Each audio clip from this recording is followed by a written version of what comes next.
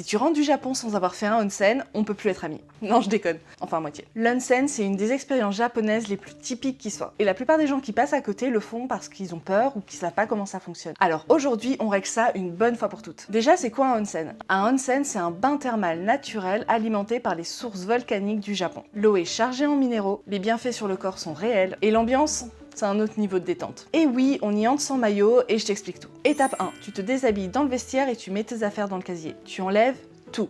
Même les sous-vêtements. Étape 2, et c'est la plus importante, tu te laves soigneusement avec la petite douche individuelle avant d'entrer dans le bain. Savon, shampoing, on se rince entièrement. Et non, c'est pas optionnel. C'est la règle d'hygiène fondamentale du onsen et tous les Japonais le font sans exception. Étape 3, tu rentres dans le bain. La petite serviette qu'on t'a donnée à l'entrée, elle reste hors de l'eau. Sur ta tête si tu veux faire comme les locaux, mais sur le rebord du bain, c'est très bien aussi. Elle est jamais dans l'eau. D'ailleurs, en parlant de choses qui doivent jamais toucher l'eau, si t'as les cheveux longs comme moi, faut les attacher. Et étape 4, tu profites. Tu laisses l'eau chaude faire son travail. Tu regardes le jardin, les étoiles, les montagnes si t'es dans un Rotenburo, c'est-à-dire un onsen de plein air. Et là, tu réalises que en fait, t'aurais jamais dû hésiter. Et vraiment, la gêne d'être nu, elle dure 30 secondes à tout casser. Vraiment, c'est une meuf grosse complexée par son corps qui te le dit. Elle dure juste le temps de faire tes premiers pas dans le vestiaire et après tu te rends compte que personne te regarde, tout le monde est dans la même situation et que vraiment personne n'en a rien à faire. Ensuite, le show te fait fondre absolument tout, y compris ta timidité. Ah, une dernière chose, si t'as un tatouage visible, beaucoup de onsen refusent encore l'entrée aux personnes tatouées. Donc renseigne-toi avant. Après, il y a de plus en plus de bains qui acceptent les personnes avec les tatouages ou qui proposent des onsen privatifs. Donc ça, c'est une option qui peut être intéressante si t'as des tatouages. Donc voilà, t'as toutes les clés, plus d'excuses pour passer à côté de cette expérience. Sauvegarde cette vidéo pour ton voyage au Japon et dis-moi en commentaire. T'as déjà testé un onsen ou c'est encore sur ta liste?